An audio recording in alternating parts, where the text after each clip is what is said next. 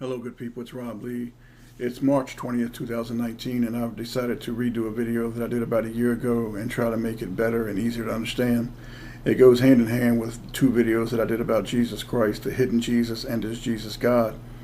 And what we're going to do, we're going to look at the dark forces that were waiting on Jesus Christ 2,000 years ago and what led up to it and how it came to be and how the same force is waiting on him now. And this is the force that is gathering all its power and all its hate to wage war on you and I and ready for the return of Jesus Christ. Genesis 3:14 and 15, the third page of the Bible, tells us in plain English, there is to be a seed of the serpent and a seed of the woman, and they will hate one another. And the demonic family that we live among is reality. Most cannot grasp this. Ephesians 6, verses 12 through 20 tells us that we wrestle not against flesh and blood, but against principalities, powers, against rulers of darkness of this world, spiritual wickedness in high places. Now these spirits are incredibly powerful. They drive and guide the evil beings in flesh form, and they prey on us when we are not protected. This is why it's so important that you have a relationship with Jesus Christ. The spiritual world is very, very real.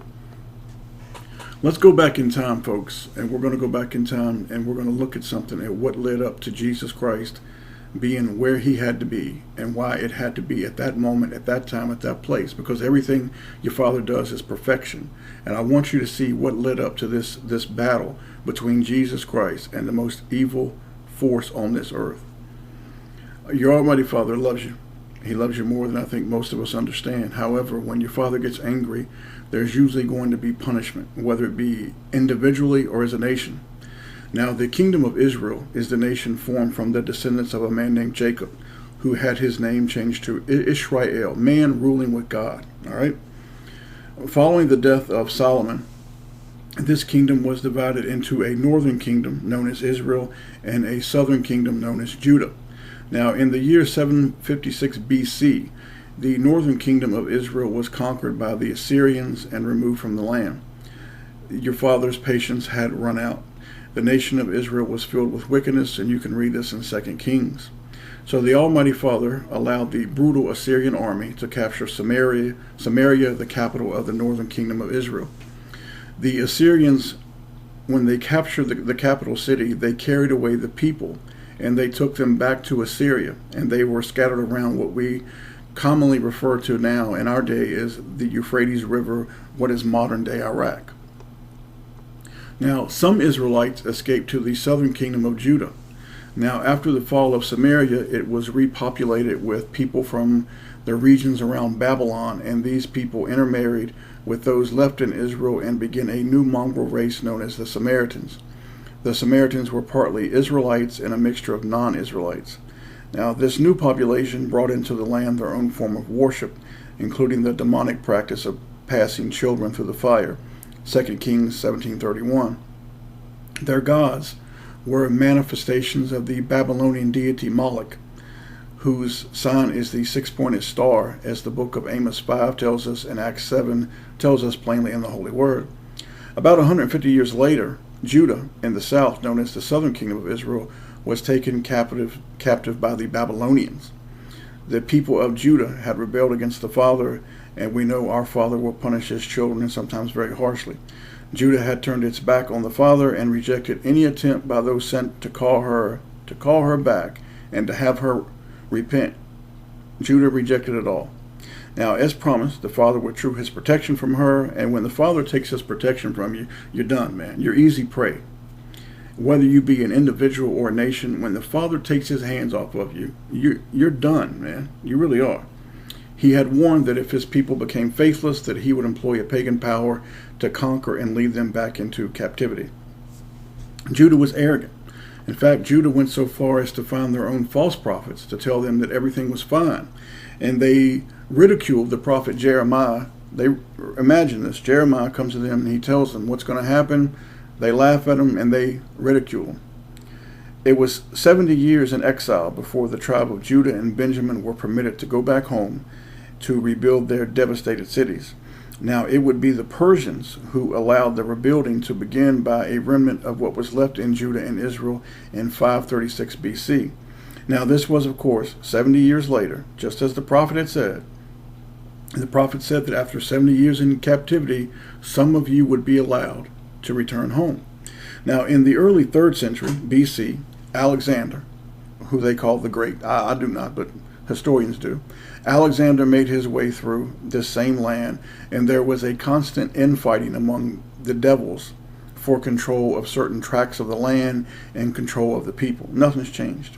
About the year 63 BC, the Romans under Pompey were to invade and subdue ancient Palestine. So until then, you have all these people, some good, many evil, all living together and infighting for control of what they call the temple and the land. So now we can add the Romans to this mix of peoples. Now this is the backdrop of what's waiting on the King of Kings. Because remember, Israel goes into Assyria, and what comes back with them? The demonic beings. Judah goes into Babylon. What comes back with them? Demonic beings. Okay, let's go forward. You see, every time our people have gone into bondage, certain people, beings, always followed them home and planted themselves with us. Are you with me? Eventually, these same beings are going to steal your identity because your father allowed it, and convince the world that you are the outsider and they are the insider. You see, from the very beginning to even 2,000 years ago, and now, the goal of the devil was to mingle his seed with the seed of the Father. These are the demonic offspring that Jesus Christ had to face, and they are the same sadistic monsters who have waged war on you since day one.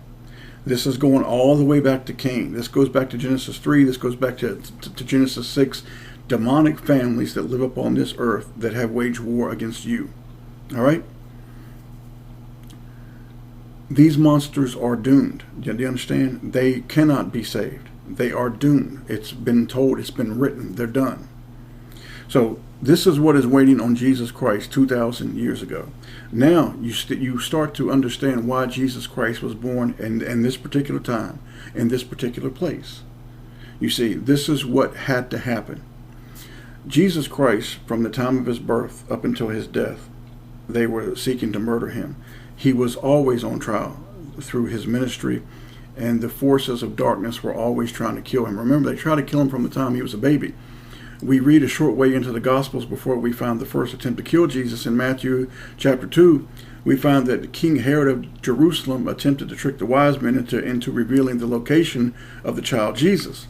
Now, when your Almighty Father prevented this from happening, we see that Herod was so mad that he sent forth and slew all the children that were in Bethlehem and the coast thereof from 2 years old and under in a vain attempt to kill the infant Jesus. I tell you this because this is the nature and the extreme lengths that the devil's children will go to so that you and I may be destroyed. It's important that you remember this. Don't you ever forget it. This is why I'm doing this video. I want you to see how sinister and evil your enemy is, because it reveals the true nature of the enemies of our Father and how serious this war is. This is not a damn game, folks. And his children, the devil's children, are playing for keeps. They have no choice. They have no choice. The land that Jesus Christ was born into, the land of Palestine, in the days of Jesus was it was ruled by the Roman Empire, and it was ruled over by a governor named Pontius Pilate. He was the son of Caesar. He was born in Spain, and he was actually married to Caesar's daughter, and he had received his appointment in this land of Palestine. So now, as the governor of Jerusalem, Pilate had experienced trouble since he had been there because of the constant blackmailing attempts of the money masters from an island off the coast of Israel called Pergamos or Pergamum. And what these monsters were trying to do, they were trying to influence and control government and the church. Now, let me ask you something, folks. Does this sound familiar to you? Come on now, think. Your father said, nothing is new under the sun. So it was safe to say that Pontius Pilate was not too happy with his appointment or being in this province. It was hot, dry, dusty, and the beings around him were mostly demonic in nature. Now, the Babylonian money changers had gold from the conquest in ancient Babylonian days, and they had escaped before the rule of Medo-Persia. They were located on this little island called Pergamos. And if you go back to the book of Revelation, you will find that Pergamos was where Satan's seat was. Revelations 2, verses 12 through 14. So here is where the serpents, aka the money changers, set up their international finance headquarters. You see, the devil will always use finances to control the people. Finances and the spiritual beliefs. Now, from this little island, this is where these monsters manipulated empires because they had the gold. So, let's go forward.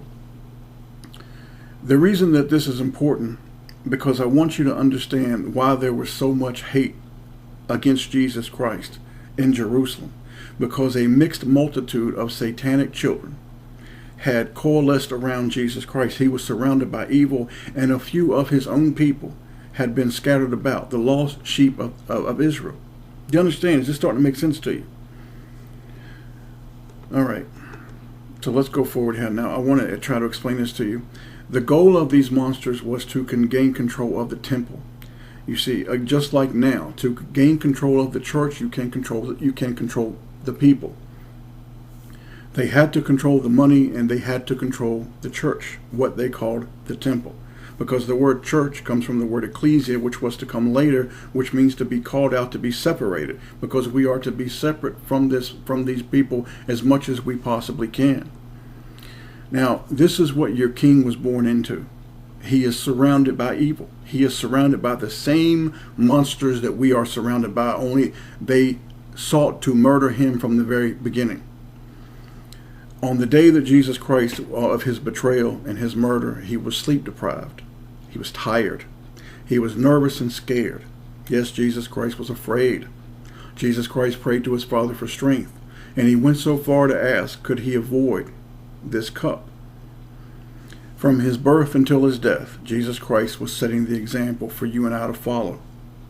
That our will does not come before the will of our Father.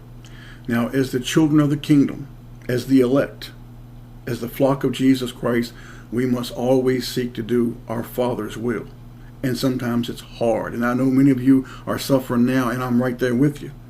The pain that Jesus Christ endured was for you and I. It was for you and me, us.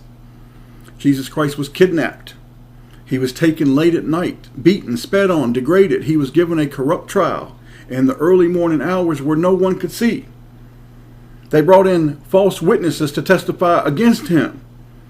Now, after spending the night going before the Jewish authorities, he was brought before the Roman governor whom I just told you about, Pontius Pilate, who was afraid of Jesus. And he tried many times to set Jesus Christ free. But the Babylonians said, no, let his blood be upon us and our children. Pontius Pilate tried to have another man named Barabbas crucified in the place of Jesus. But the Babylonians said, no, we want Jesus Christ to die. Pontius Pilate was scared. Remember, Pontius Pilate knew Jesus was no ordinary man. Pontius Pilate had spies all up and down the coast of Israel. He knew Jesus was something different. Pontius Pilate's own wife, and it's recorded in the book of Matthew, had came to him and told him, leave this man alone, for I have had dreams about this man. Eventually, Pilate, out of fear, turned Jesus over to the Babylonians, but not before washing his hands of the blood of Jesus Christ. From the moment he was betrayed until his death, Jesus Christ was physically and emotionally abused. By the time they led him to his death, he had not slept for a day and a half. He was beaten. He was exhausted. He was beaten so profusely that the flesh was removed from his back. Our king was so severely beaten and exhausted that he did not have the strength to carry the tree that was used to crucify him on. He needed help to carry it because he had been beaten repeatedly all night and into the morning. You see, they liked to do it when no one could see. He had 6-inch spikes pounded into his wrists and ankles that were used to hold him up on the tree, only to die by suffocation. You know, many people believe Jesus Christ died from his wounds. That's not true. Jesus Christ suffocated to death. And I can hardly think of a worse pain and affright than to know that you can't breathe and you're going to suffocate slowly. Some devils made a crown of thorns and planted them firmly upon his head in the shape of a crown to mock him even more. And everyone who followed Jesus Christ that day were scared and helpless. And many followed from a distance, and others entirely left in fear of being killed themselves. Remember, Peter denied Jesus Christ. Everybody has deserted him except for a few women and a couple men. And as Jesus hung there on what I call a tree, people can call it a cross, people were laughing at him and mocking him. And they said, here is a supposed son of God, but he cannot save himself. The Babylonians mocked him, and they laughed at him. But it was the Roman soldiers who felt pain, remorse, and they became afraid too. You see, the Roman soldiers knew something's wrong here. They knew, surely this must be the Son of God. Jesus Christ bravely endured the pain, the fright, and even the doubt. He looked into the eyes of his mother, as he was being murdered. Slowly, Jesus Christ is starting to die. He's losing his breath.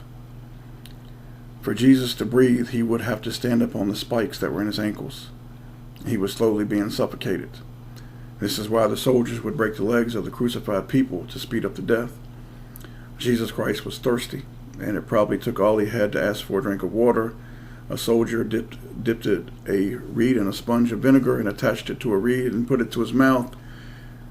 The mockery continued right up until his final breath. The Gospel of Luke tells us that Jesus Christ spoke from the cross and asked the Father to forgive those who do not understand what they were doing, whom they were murdering. Jesus Christ was referring to the Roman soldiers and the Israelites who were under the spell of the Babylonian devils. It would be the equivalent of those in churches today who are under the spell of the Babylonian devils. He was not referring to the Pharisees. Before the Pharisees, these Babylonian monsters damn well knew exactly what they were doing, because they said, "Let his blood be upon us and our children." Eventually, Jesus Christ gave up his spirit and died. The Babylonians were not done. They were trying to pay guards to steal his body and lie about what happened. It never changes. Their father is the father of all lies. This is what your king was born into. This is what your king went through for us. Now, the Jesus that died and the Jesus that was resurrected is not the same as the Jesus that will be returning shortly. He is the Lion of Judah, and he is coming to kick ass and take names. Heads are going to roll and asses are going to burn. And this is the truth. And this is why these monsters hate you and they hate him. Because when he came last time, they put him up on a cross and they murdered him. This time, he's coming to do the same to them. May the Almighty Father bless you all in the name of Jesus Christ.